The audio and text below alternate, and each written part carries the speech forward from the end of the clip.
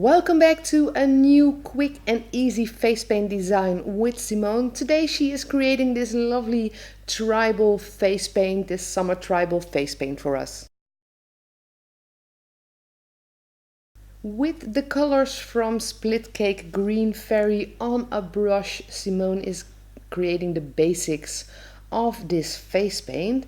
So as you can see, it's just some basic one stroke strokes and some petal leaves combined to a nice asymmetrical design.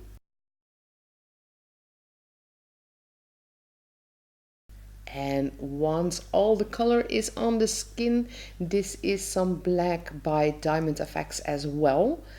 And with this, Simone is making an outline, kind of an outline for her design, and at the same time creating a tribal-like feel to this design.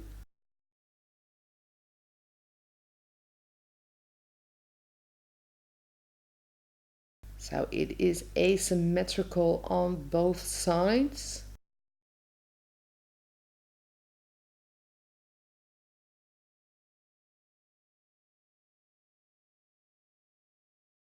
And onto some white dots.